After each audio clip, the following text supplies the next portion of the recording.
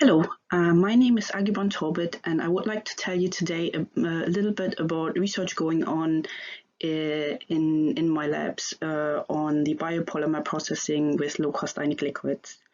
I'm an independent research fellow in the Department of Chemistry at Imperial College London, and my research interests are sustainable materials processing and we're the Green Carbon Solutions Lab.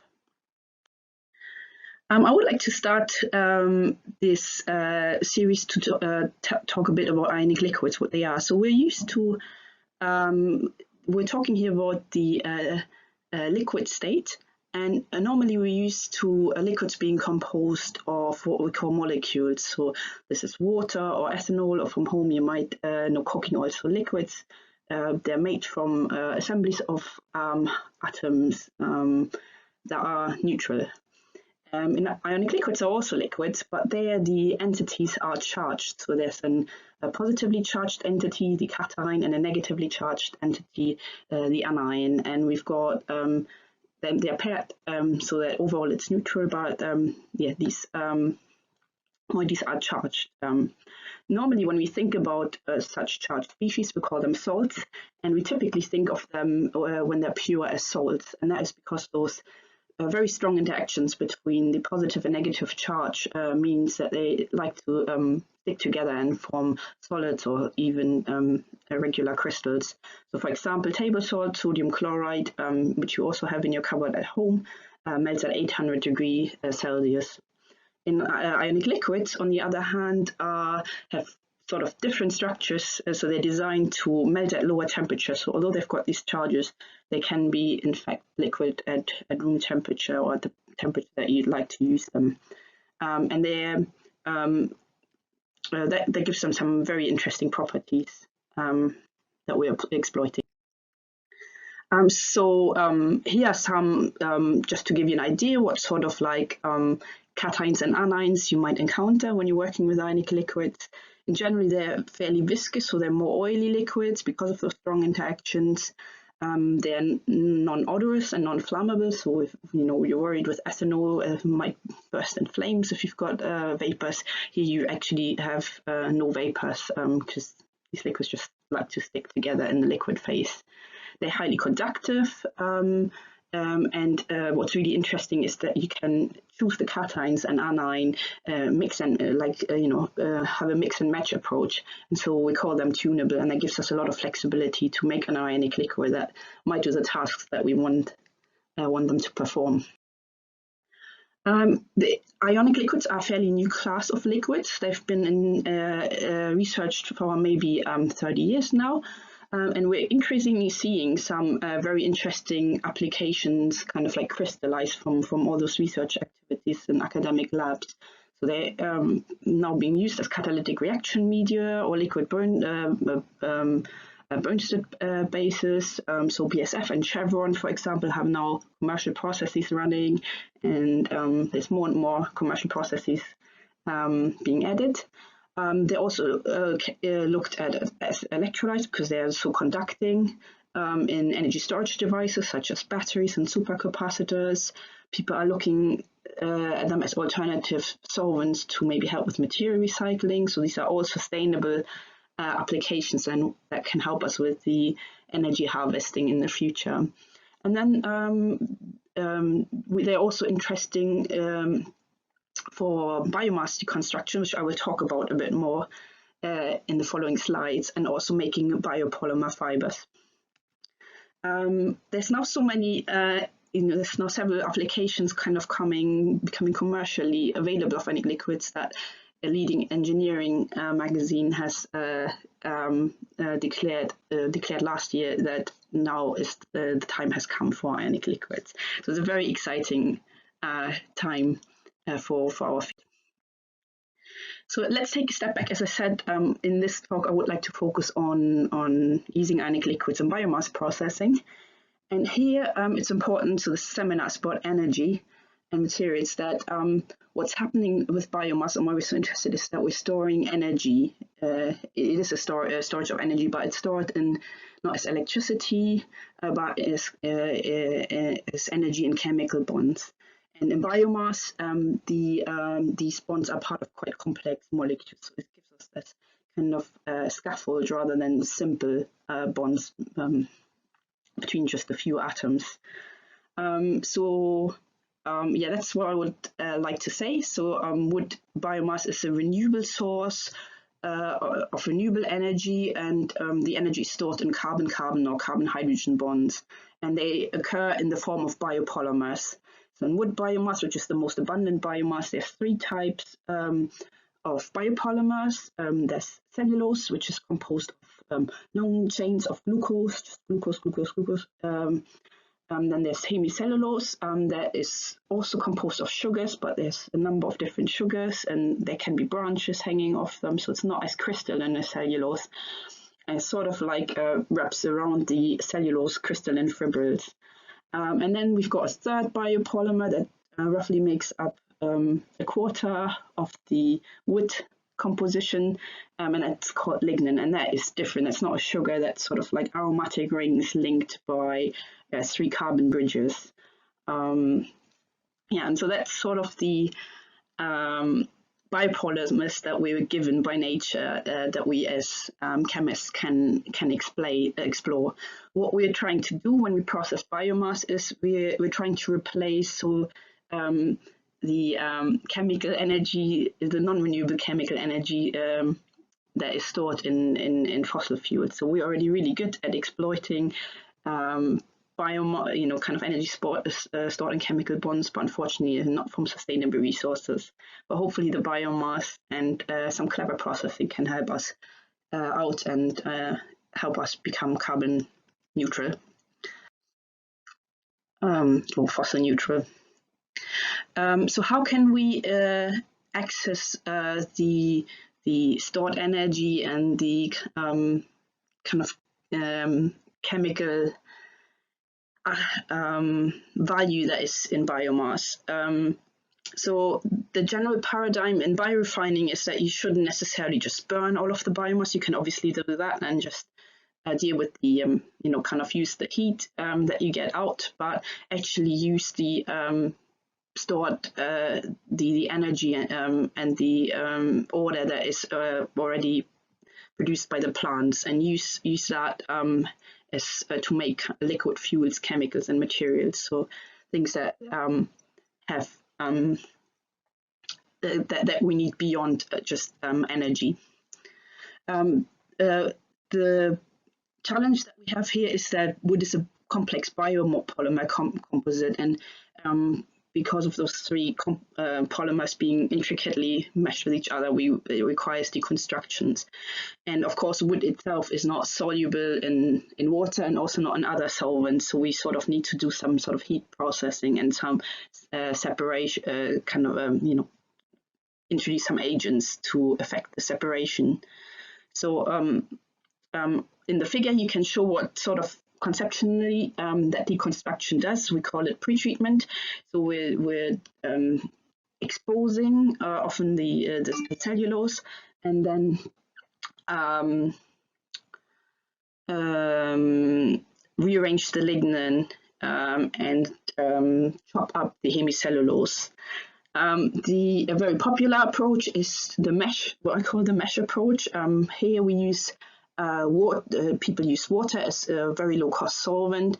The heat chops hemicellulose, but because lignin is not soluble in water, even after it's kind of been heat treated, it tends to stick to cellulose, and that can reduce the yields. And obviously, you've not separated those 2 biopolymers; they still stick together, and you'd have to do something afterwards to separate and clean up the fractions. And then people have been looking very hard at more selective approaches. Water very cheap, but not necessarily giving you the best separation. And there people try to strip away not only the hemicellulose but also the lignin, so that you can isolate cellulose as purely as possible. And the lignin is dissolved into a solvent that has solubility for the lignin, and then can be separately recovered.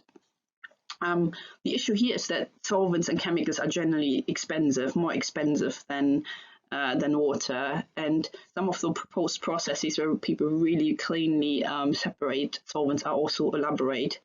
And as a rule of thumb is that the use of solvents increases processing cost, and if you have a very complex process, chemical engineers tell me that also increases process cost. So we want to avoid that. What we did over the last 10 years now is develop an ionic liquid based lignocellulose fractionation process where we're trying to separate all three biopolymers while still ending up with a process that is simple and low cost. And so here, this is what we've come up with. So we're adding wood biomass, and it turns out we can actually add lots of different biomass, including even waste wood, so like constructions and urban waste wood. We then treat it with our ionic liquid water mixture, and that dissolves the lignin and the hemicellulose. Let me actually get a pointer, hopefully you can see this. So we're dissolving here, if you look to the right, the lignin and the hemicellulose are largely removed, and so we end up with a cellulose pulp. And then when we add some more water, we can precipitate out the lignin. So that sort of like comes crushing out because it's not soluble in water. And then when we remove the water again to end up with our original ionic liquid water mixture, we're distilling out the key components of hemicellulose. It is modified, so they're sort of volatile furfuryls and acetic acid, but we sort of get a separate fraction from the hemicellulose as well. And then we repeat the cycle again. And that is very simple, and so we've patented this, and we've now got a startup company called Leigh that's trying to scale this up and show that this really works as a commercial process. One thing that we had to, of course, prove that when the ionic liquids keep cycling numerous times and contact again with biomass, that it keeps working as it did the first time. And so here are kind of key data that that we recorded, and you can see that we continue to get a cellulose pulp even when we reuse the ionic liquid after the drying. And when we look at the cellulose performance, again, we saw that that is maintained. So the cellulose has got good quality. And we've also looked at the ionic liquid recovery because the solvents are expensive. So if you want to sort of reduce that impact from the solvent cost, then you need to recycle the solvent. You need to show that the recycling rate is very high. And so what I was able to show in this study is that we can recover the ionic liquid around 99.5% at least at the lab scale, which is very promising.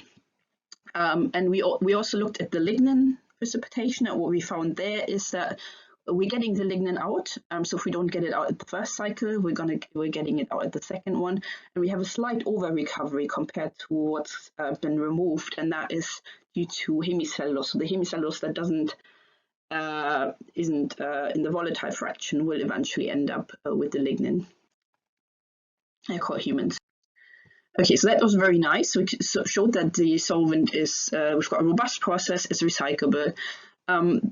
One other thing that we did, there are a number of key things that we showed, but was that this process could be fast. So it's really important that it doesn't take 8 hours to do the fractionation, but that you can do it in minutes. And so in another study that was published in 2018, we showed that when we increase the temperature, we maintain process performance, but we can do it much faster. So at 150 degree, for example, is less than an hour, and we could potentially go to just 15-20 minutes at high temperatures. So we've got a simple process. It's a recyclable liquid. There's still a problem that even if the liquid is very recyclable, even a small proportion, small loss, can be too expensive if the solvent itself is expensive, and that the high cost of ionic liquids has been leveraged. You might have heard it yourself if you've been interested in ionic liquid before this, that ionic liquids are high cost, and many of the ionic liquids that have been used, especially at the beginning of the development are still being used, are actually quite expensive. So if you look at the catalog, like for example, I think Aldous was they actually call it MAC now. If you want to buy 500 grams of the Ionic Liquid, it will be very expensive for you. If you go maybe to a company that's trying to increase, kind of like make it more efficiently, then you buy a larger amount. So let's say 150 kilos, then they will charge you 400 euros per kilogram, which is definitely an improvement, but still much too expensive because solvents that we used to, like acetone, so these are sort of like solvents that we use in the lab and also in industry on a daily basis in large volumes, they cost less than a euro or pound per kilogram. And so you can sort of like start looking at different Ionic liquid structures, and actually if you go through the list, you can find some that are cheaper, and the more, obviously if you buy more of them, then there's efficiency of scale, so you get a lower cost. But really we need a solvent that is around this sort of like price. And what we basically managed to do with the ionosolve process is that we managed to design and find ionic liquids that work, and they are sort of cheap, in the range of like bulk organic solvent cost. Where does the price issue with ionic liquids come from? Well, it's often the synthetic complexity. Yields are important, but if you have to have many steps to make a solvent, that's going to inevitably be more expensive than ionic liquid that is only made with very few steps. So as again rule of thumb, if the synthesis is complex to make your ionic liquids, is probably going to be expensive. And here's basically sort of what our evolution for the solvent cost is. So we started with this sort of, it's actually based on the cation. We started with this sort of cation, and that would still be 20 euros per kilogram. But then we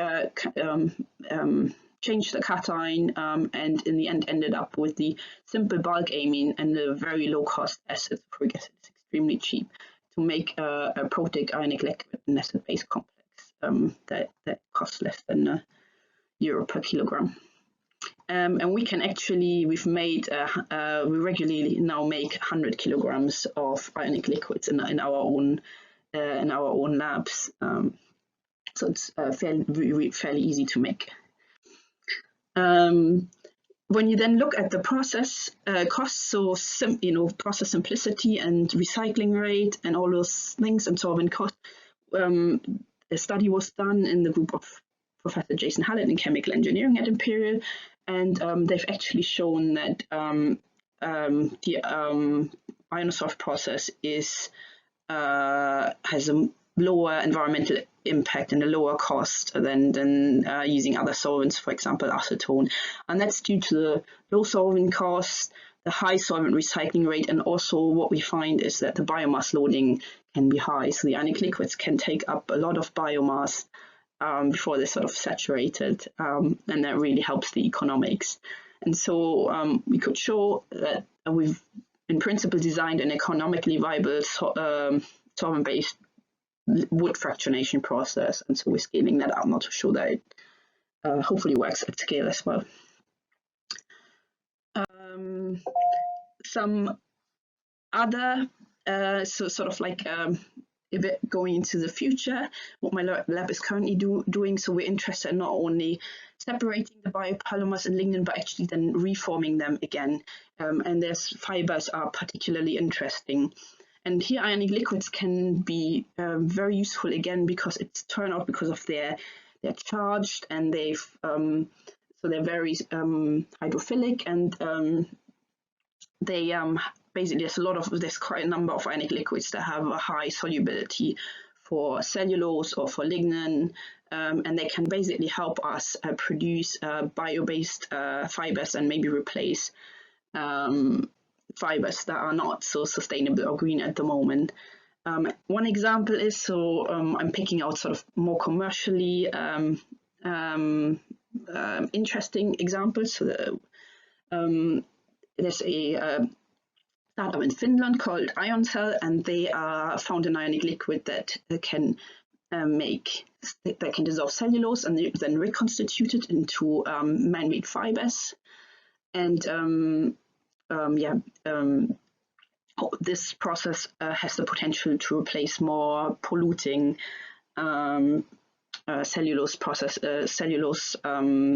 fiber forming processes, which can be actually quite chemical intensive and use nasty chemicals. And here is an example. This is the Finnish president and the Finnish first lady, and she wore a gown made of ionic liquid spun cellulose fibers. And another example is making fibers not only from cellulose but lignin, and this is a research that's going on in various labs, but including in a lab called in an institute called Research in Sweden, and they're trying to make carbon fibers for example, making lighter weight cars that are more energy efficient. And they're producing them from cellulose and lignin and using ionic liquids to kind of bring the biopolymers into fiber form. We're also kind of like working in this field. We're taking a slightly different approach, that we're not interested in dissolving cellulose but just lignin. And so we're currently developing a spinning process based on low-cost ionic liquids. Again, coming back to the paradigm that solvents need to be cheap and robust and recyclable. And then we want to couple this with designing the lignin architecture. So it's about making cheap and nice fibers, which we can do. So our fibers have a high lignin content, they have a very nice shape, and they're using a low-cost solvent, but we also still need to, the second kind of task is to actually not just take the lignin that's given to us or from the process, but do some chemical transformations to make the atoms align better. And our goal is to meet the price and strength targets of the automotive industry, while also reducing the carbon footprint of carbon fiber production. Carbon fiber is really interesting in making, better wind turbines, more energy efficient cars, but actually the processing itself to make these carbon fibers is very energy and fossil fuel intensive. So we're trying to sort of kill two birds with one stone. So lower cost as well as greener process. Thank you very much.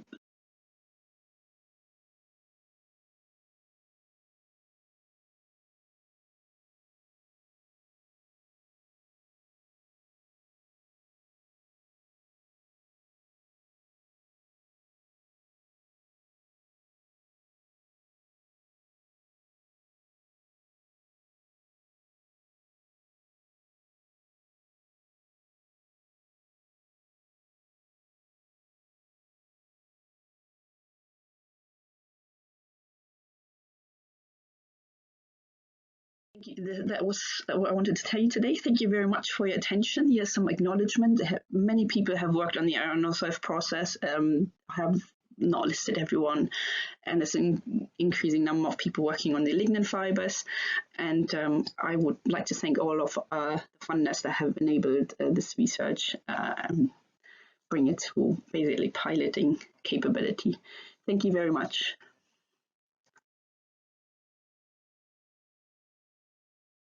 Good afternoon. Many thanks for the opportunity to present. I'm going to be talking about unexpected phenomena in ionic liquids and other concentrated electrolytes. I would like to start by acknowledging my group at UCL, in particular Dr. Aydin Savouri and the LCN technical and professional staff. We have funding from UKRI. And most of the work I'm going to present today has been done at Oxford, where I was a postdoc in the group of Susan Perkin. So I just wanted to acknowledge a few collaborators who have contributed towards this work. Our main system of interest are ionic liquids. Ionic liquids are mixtures of cations and anions, liquid at room temperature with no intervening solvent. The cations and anions are large inorganic molecules in general, and they don't fit well with one another, hence why they don't crystallize easily. These substances are conductive, they are non-volatile, and they have large electrochemical windows, which make them amenable for energy storage. Water hydrolyzes at 1.3 volts. Ionic liquids can withstand up to 5 volts. so you can use them in batteries and supercapacitors. And it's a very hot topic of research. There are about 3,500 papers published per year. At Oxford, we have a very special tool for studying thin liquid films, the surface force balance. This consists of two cross cylinders that are covered with mica surfaces. Mica is this wonderful natural material, a mineral, that can be cleaved into sheets that are atomically smooth and only a couple of micrometers thick. What we do is we take some of this mica, we back silver it, and then we glue it onto glass lenses. Then we put one lens on top of the other. So we get a stack consisting of silver, mica, then our liquid of interest, and then mica and silver again. The silver is semi-transparent and it acts as mirrors. So we have a little interferometric cavity. When we shine white light upon the setup, only a few wavelengths are going to make it out. And we're going to get this pattern of fringes of equal chromatic order. These fringes are curved due to the radius of curvature of our experiment, and they're going to be able to tell us with sub-angstrom resolution the separation between our surfaces, between our mica surfaces. The lenses are mounted on a set of springs, and we measure the deflection of these springs to determine the interaction force between these surfaces. So I'm going to be talking about the first surprising result we have seen in the SFB, which relates to underscreening. And this is work that was started by Alex Smith, Alpha Lee, and Susan Perkin, and which I collaborated to later on. The SFB can be used to measure the electrostatic screening length, lambda S, in electrolytes. In a dilute electrolyte, the charges are sparse, so if I put a test charge there, I'm going to be able to see it from a long distance away because there's nothing much in between, so I have a long electrostatic screening length. With the SFB, I can measure this distance, this screening length. We're going to do an experiment with potassium nitrate in water. The mica surfaces are going to be negatively charged, and in our experiment, we're going to measure the force as a function of distance. We normalize the force by the radius to get the interaction energy between the surfaces. What happens as we bring the surfaces together is that we get a repulsive force arising from the repulsion between the negatively charged surfaces. This force is exponentially decaying, and from it we can fit the electrostatic screening length, the decay of the interaction. In the millimolar regime, this is quite long, and at low concentrations, the screening length matches the Debye length, which is given by the thermal energy and the properties of the electrolyte, in particular the concentration and the valences of the ions. So, what do we expect with a concentrated electrolyte or an ionic liquid? Well, you have a sea of ions, so you will expect that it hides away very effectively a test charge and you will have a short screening length. However, in reality, we're measuring very long electrostatic screening lengths. The ionic liquids are not doing a good job at hiding away the mica surfaces in our experiments. Now, let's do an experiment in an ionic liquid. We're going to bring our two negatively charged mica surfaces together with ionic liquid between them. When you plot the force normalized by the radius as a function of the separation d, you get two features in the force profile. First, you get a series of steps, and then you get a long-range exponentially decaying force. In very close confinement, you get these steps. These features are indicative of liquid layering under nano confinement. You get these force walls, and once you squeeze enough, you come into another wall. The spacing between the walls matches the ion pair size. So what is happening is that the liquid is arranging itself into these cation and ion layers templated by the mica surface. When we expel the liquid, we must eject cations and anion layers at the same time to maintain electroneutrality. The second feature is this long-range exponentially repulsive force, which we term underscreening. It seems that 20 nanometers away, with many ions in between, the mica surfaces can see each other. The screening length we measure is anomalously long, it's 8.4 nanometers, many times the ion pair size or the Debye length. And so we term this phenomenon underscreening. It turns out that underscreening is not unique to ionic liquids. The following plot shows the screening length measured as a function of the electrolyte concentration. The solid line shows the Debye length, which decays as 1 over the concentration to the 1/2. The screening length has been measured for two systems, an ionic liquid dissolving propylene carbonate, a polar solvent, and the second, an aqueous solution of sodium chloride. For low concentrations, the measured points fall on top of the Debye-Huckel length, and this decays as the concentration is increased. However, once you get to about 1 molar, the screening length starts to increase with increasing concentration for both systems, even though they're really dissimilar. Now, I am going to replot this figure using slightly different axes. Now, I'm plotting the screening length normalized by the Debye length, and on the x-axis I'm plotting A, the ion size, divided by the Debye length, which is in fact another way of plotting the concentration, just dielectric normalized. So here what we're seeing is that at low concentrations, there is no deviation from the Debye-Huckel length. It's lambda L equals lambda D.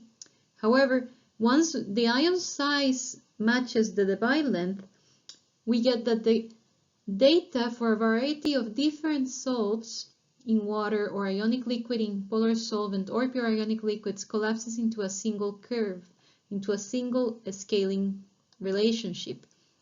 So in this high concentration regime, we can rearrange this cubic dependence into this other way. The screening length is proportional to the concentration times the ion size cubed times the Biorm length. The Biorm length is defined as the charge squared divided by several constants, the dielectric constant and the thermal energy. Now, this is a very nice scaling. We have tested several ways, holding one of the parameters, two of the parameters constant and varying the other one, and it seems to hold. And this phenomenon of underscreening is not being measured only in the SFB, but also in other systems. So we are not sure of the origin of it yet, but it does seem to be holding out. So I promise unexpected phenomena. So here's the second one. This is the response of concentrated electrolytes, ionic liquids in particular, to AC fields. We can use our SFB to apply electric fields. We use our mirrors, our silver mirrors, as electrodes, or we can just have a system where the lenses are just coated in gold and we apply a voltage directly to the gold mirrors. So how do liquid films respond to electric fields? Well, we can consider the easiest case of a dielectric in a DC field. So the force between the capacitor plates here is just given by the Maxwell stress tensor. It scales as the square of the electric field, so it scales as V over D squared. Now, a little harder case is if we apply an AC field, and in this case we have an overall attraction between the plates, but the dynamics of the response are going to depend on the driving frequency. Now, if we consider a slightly different case, a bit harder, is an electrolyte in a DC field. Here we consider the limit where it's dilute, there are no reactions, and in steady state. And what happens here is that the force between those electrodes is actually zero. The electrolyte is going to organize itself so as to screen the electrodes from one another. This is assuming that the separation is greater than the screening length, of course. Now, we want to study the hardest case of all. What happens to an electrolyte in an AC field, which is relevant for cyclic voltammetry, dielectric spectroscopy, ACEO pumping, among other applications. A very naive interpretation is to think that the field is fast enough, that if the field is fast enough, the ions do not have time to respond to it, and that this will behave just like a dielectric. So this is what we want to answer in this talk. How does an electrolyte behave in an AC field? We are going to have two systems. First, we're going to use nonpolar oil as a control liquid. So we're going to test PDMS in an AC field. And then we're going to look at ionic liquids under AC fields. So I am now going to derive a simple model to describe my control experiments in PDMS. I'm going to assume that I'm driving the system with a cosine voltage. And I'm going to solve Newton's second law to find the deflection of the spring. We're going to assume there's some viscous damping from the liquid, and we have an electric field driving term. What we're going to find is that at high driving frequency, the force or the deflection is just going to be a constant term, which we arrive to after a transient. This transient is determined by the viscosity of the liquid eta and other parameters that are fixed by our experiment. Physically, what is happening is that if you're driving the system very fast, say at 1 kHz and the natural frequency is much lower, the surfaces on average want to attract each other. And they're just going to move together, and they're going to do so just as fast as the viscosity allows. Then, when we do the experiment in PDMS, here I'm showing the distance as a function of time. When we turn the electric field on, the surfaces attract each other, they move towards a closer separation, and when we turn it off, they return to their original position. The response time is of the order of a few seconds, and our data matches very closely the model without any fitting parameters, so our setup is working well without any artifacts.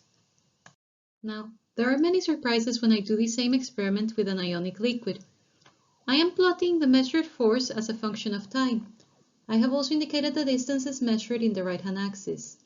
Here, I had an overall repulsion when I turned the electric field on. I'm originally about 4 micron separation, and I jump out several hundred nanometers. The solid gold line is what the model tells you happens for the liquid if it behaved like a pure dielectric.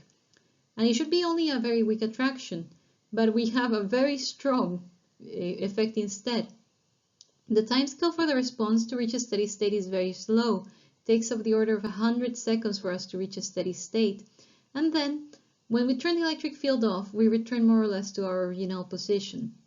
Now, I am a good scientist and I wanted to replicate these results, so I come back and I do the experiment again with the same ionic liquid bottle, same pair of hands, same setup, but I have to use fresh mica sheets.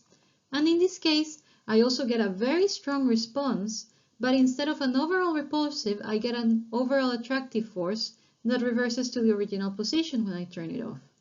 So this is very surprising. We are getting very strong magnitudes, very slow timescales, and a bifurcation in the effect. It can be a repulsion or an attraction. We find that the effect is not exclusive to the mica system. We also observe this when we use our setup with gold surfaces. When we do this experiment with ionic liquid, we get the same strong repulsion or attraction depending on the day. What we see here, I'm plotting the distance as a function of time for several runs, where I varied the initial separation between the surfaces, but I kept the frequency and the voltage of the driving field constant. Is that the effect does not depend on the initial separation. It is the same regardless of whether you start at 8 micrometers or 64 micrometers.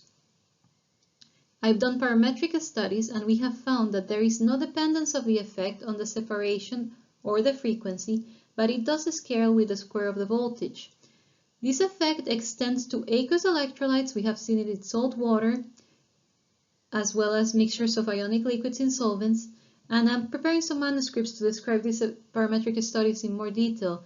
And also another group, led by Drummond, has measured similar effects to what we're seeing. Now, I would just like to give a very brief introduction to what I'm doing at UCL. I am working on using ionic liquid ion sources for nanomanufacturing. These are sources of ions consisting of a microtip emitter covered in ionic liquid that is subjected to an electric field and thus produces a sharp liquid meniscus from which we can produce an ion beam. This ion beam can be directed to a target that has a mask on it to produce patterning. We have a large variety of ionic liquid chemistries available, and so a myriad of potential applications for material surface treatments. To give you an example, we have irradiated silicon through a mask, and once we remove the mask, we have imprinted the pattern of the mask on the silicon, and profilometry shows us that we're carving the silicon away, and we can do this at promising speeds that will be very useful in microfabrication. My current research areas are looking at specific ion-material interactions, what do each of these chemistries does with different materials, looking at if we can use this for wavelet scale irradiation, and finally, using focused ion beams. And here I'm showing some of the simulation work that Aidin is doing. And with that, I would like to thank you and take any questions.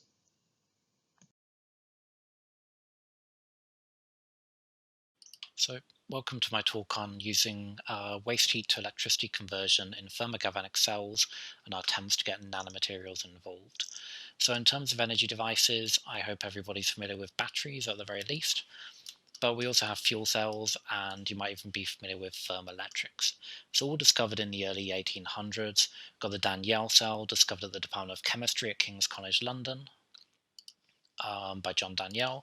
We have William Grove's fuel cells discovered later, and actually 20 to 40 years before these, Thomas Seebeck observed the Seebeck effect, leading to thermoelectrics. In the mid-1950s, these were developed a lot.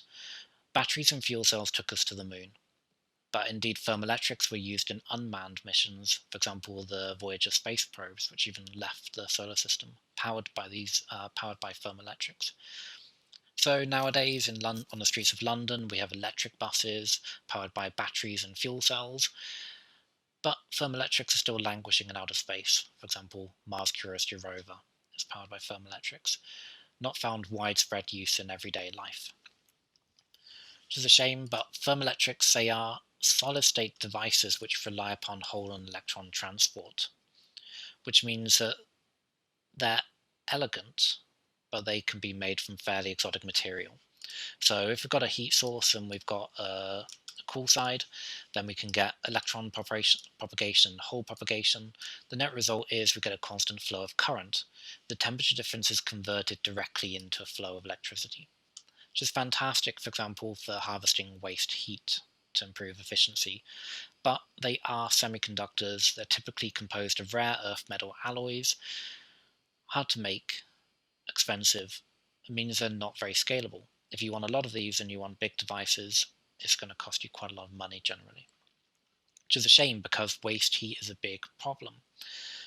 We generate huge amounts of energy, and yet for all that we generate, and as efficient as we are, it's estimated that for every joule we make and use, we waste a further 2 as waste heat, primarily as low-grade waste heat. So for example, here this power plant generated super hot steam and used part of that temperature to spin a turbine, but you can see all this other residual waste heat coming out the top. This is now not hot enough to generate steam, so we don't have the technology to properly exploit it. Which is a shame because, again, when it comes to humans, 2/3 of our calories from our food and drink is excreted as waste heat, and yet we lack the technology to harvest something like this. So thermogalvanic devices are liquid state equivalents of thermoelectrics, where once again a temperature gradient causes a flow of current, so temperature difference to electricity, but now relies upon transport of oxidized and reduced species in solution. So here's a little cartoon to highlight it. We've got our hot electrode, we've got our cold electrode, separated by some water, into which we've dissolved a mixture of oxidized and reduced ferrocyanide. Now the hot electrode, the 4- gives up an electron to go down to the 3-, and the opposite happens at the less hot side. So overall it gives up an electron to the system, it flows through, we've generated electricity. These molecules then diffuse, and it does it again and again and again. So as long as we have a temperature difference, we get a constant flow of electricity. No mechanical parts, nothing to break down. And so ferrocyanide and water will generate around about minus 1.4 millivolts per Kelvin. So some first year physical chemistry revision, we have Gibbs energy, which is proportional to the enthalpy, temperature difference, entropy, and then that's related to the cell potential. So when we have our 2 electrodes separating our redox couple A and B, and we have a temperature difference expressed by T1 and T2, we're going to get a potential difference, which allows us to do work because we have a Gibbs energy difference. And it's all dictated by this difference in the entropy of the 2 redox states. So get the Seebeck coefficient, how many millivolts per Kelvin we get, which is directly proportional to the entropy difference. But where does this entropy difference even come from? In the case of thermogalvanics, let's imagine we've got an iron 2 cation and an iron 3 cation. We throw them into water, they dissolve. The water orients, it aligns, is now its hydration sphere. But the 3+ exerts a much bigger effect upon the surrounding water than the 2+, meaning it immobilizes more water.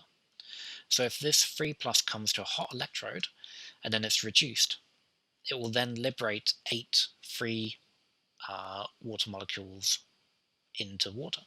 So we go from 1 species to 9 species. That's how we increase entropy. And so in this case, we're getting about plus 1.4 millivolts per Kelvin.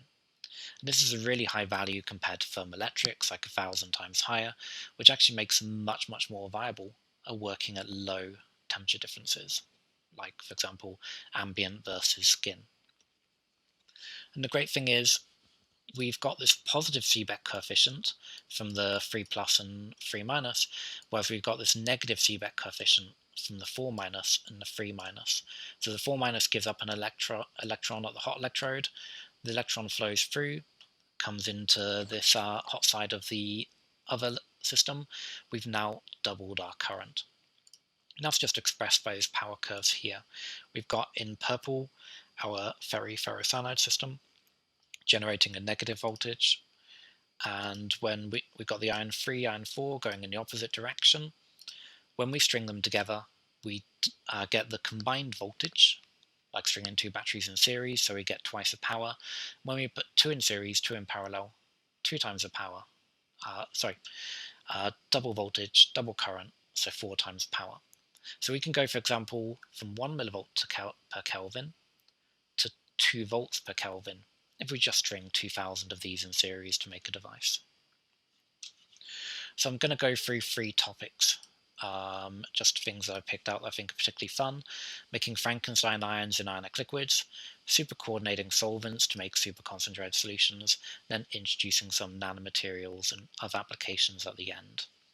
So Frankenstein ions in ionic liquids. I'm not going to introduce ionic liquids. I'm going to work on the assumption that they've been introduced in the previous presentations. But we took a very popular ionic liquid, eMMNTF2, expensive but stable, and then we dissolved every electrochemist's best friend, ferrocene.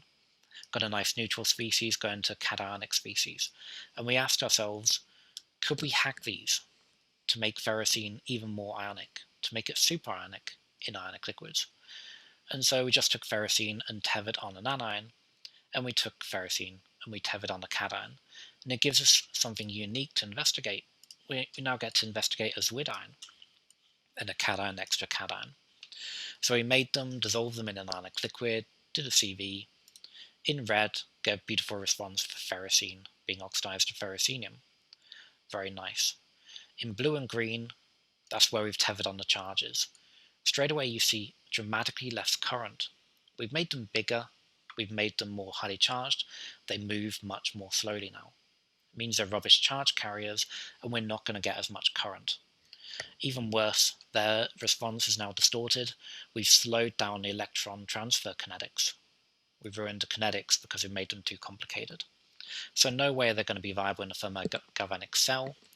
Yet when we measured the ferrocene-ferrocenium redox couple here in red, we got this power curve here. When we measured the zwid ion anionic system, we got the same but inverted, same voltage but opposite. So the zwid ion was basically behaving like a neutral species. The zwid ion was behaving like neutral ferrocene. And it's going from a neutral species to an anion, so we've flipped the entropic pathway. Conversely, the cation next to the cation, it's got much more voltage, and that allowed it to generate much more power. Why have we got higher voltage? Because it's actually behaving like a cation going to a dication, which exerts a much bigger effect upon the ionic liquid surrounding it. So just by taking a non-redox active cation and stitching it next to a redox active cation, we're able to hack the system, and the ionic liquid treats it like it's a dication. Just a bit of fun we had with learning about solvation and entropy and so on. And of course we're taking it further in other systems. Super coordinating solvents to make super concentrated solutions. Why does this matter? Well, the redox species are our charge carriers. The more we have, the more current we'll get. So I mentioned eMMNTF2, has a melting point minus 16, hard to make, expensive to buy. The starting material is lithium NTF2, the lithium salt. This has a melting point like 250 degrees centigrade higher, because the smaller cation packs much better. And so by moving to this bulkier organic cation, we lower the melting point and make a salt into an ionic liquid. But conversely, there's something known as Sulvatinic liquids. You can take this lithium salt, and as long as you get a highly coordinating solvent, it can wrap around this cation and turn it into a bulkier cation and depreciate the melting point even further. This is super easy to make. Just one molecule solvent, one salt ion pair. You mix them together, you've made Ionic liquid. Even better, this lithium is now redox active, meaning 100% of our system can undergo redox chemistry. And so looking at lithium, if we took solid lithium and we separated it via water, the fundamental thermodynamics predict that at the hot electrode, the solid would dissolve. That makes sense, right? Metal's highly structured, you heat it, it's going to melt, and so it's dissolving to increase entropy. But when we actually measured the solvate ionic liquid system, we found that it moved in the opposite direction. The cold electrode dissolved. And that we've now hacked and inverted the entropic environment, because now the primary entropic driving force is the liberation of this very, very floppy glyme molecule. It's rigid when it wraps around a lithium. You reduce the lithium, you've freed this molecule to increase the entropy. So able to get very concentrated systems with very good Seebeck coefficients, which is excellent. And so we increase the lithium and increase the lithium to get more power. So here we have very little lithium. Here, for every one lithium, we have 2 glymes, and here, for every 1 lithium, we have 1 glyme. And our power went up and then died. And basically what's happening here is we figured out that we were just lacking free solvent. We rely upon the free solvent to come to the cold electrode and to pick up the lithium when this solid lithium dissolves by being oxidized. In the more dilute systems, we have free glyme to pick up the oxidizing lithium at the cold electrode. We have coordinated glyme to be lithium to be reduced at the hot electrode, and we get a constant flow of current, a good amount of power. And so we see this kind of Goldilocks zone where we can have too much charge carrier. We've seen this in other systems like water and salt, which I don't have time to talk about. But basically, we can only have so much charge carrier, and we have to optimize other things. Which brings me on to my final topic, just introducing some nanomaterials and nanostructuring the electrolyte free gelation. So I'm interested in 2 applications, wastewater heat harvesting and habitations. It's very easy to heat and cool electrodes in the lab.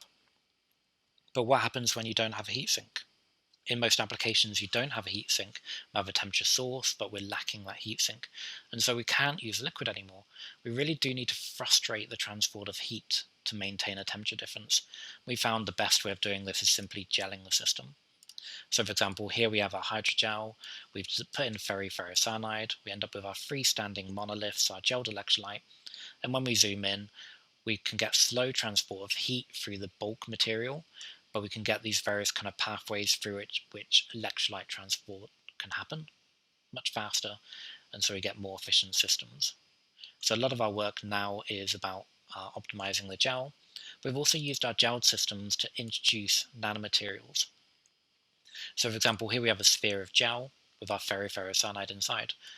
We thought, what if we introduce gold nanoparticles? They can catalyze the electron transfer reaction at the electrode. Even better, what if they could allow electrons to hop through the nanoparticle as a shortcut to actually speed transport of charge through the system? So we set out and we found out various ways of making gold nanoparticles dispersed throughout our hydrogels, and the simplest way was simply mixing it, getting the gold to go inside and heating it until it decomposed. And we get these beautiful burgundy hydrogels where we can look inside and see like 20 nanometer nanoparticles dispersed throughout the hydrogel. It actually allowed us to test this experiment.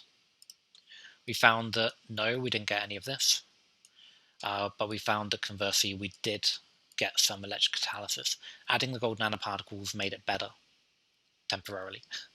It turns out that ferrocyanide can etch gold nanoparticles. These very high surface area materials, very high energy, they actually stole the cyanide from the ferrocyanide and dissolved as gold cyanide. So this paper is even called Success and Failure. because partial success, ultimate failure. So working with our collaborators in Australia, this is primarily the work of Jun Chen, with our help developing the electrolytes and the gelled systems. They worked on making devices, and then they took gelled systems, they took conducting polymers which they etched with lasers to make high surface area, and they found for the ferrocyanide it was ideal to introduce exfoliated graphene and carbon nanotubes, and then laser etch them to give them high surface area materials, and then you get high current through these gelled systems, which they could string in series, and then ultimately they're able to make devices, with several of them strung together, could wrap around like a watch, and then when you put several of them around somebody's arm, you're able to use somebody's body heat to light an LED. So we're working towards devices which can be powered by waste body heat. So 3 final slides, final application to end on. We've actually made these Perspex boxes, put in graphite electrodes either side, filled it with our gelled electrolyte, and these are big cells now. They are actually the dimensions of a UK standard brick. And that's what we've made. We've made thermogalvanic bricks. So the idea now is they are brick-sized, brick-shaped, and working with our collaborators in Arizona State University, they're able to 3D print these fantastic materials which have continuous pores throughout, but actually designed in such a way that they are stronger than household bricks. And so we can get these very strong materials with electrodes either side, and when you use them to, in theory, we haven't actually made a house yet, but one day when we make a house, the temperature difference between the inside and the outside, for example, a refugee habitation, that's going to generate some electricity, enough for them to, for example, charge a mobile phone. And so we've got the patent on this, and we have a startup in USA working on this idea. So to conclude, I've given you a quick run through some of the fun I've been having. Hacking solvation, boosting concentration, mixed successive nanomaterials, looking for fun applications. And to acknowledge, many thanks to the many excellent students and collaborators and funders who have been acknowledged in each of the papers. And finally, thank you for listening.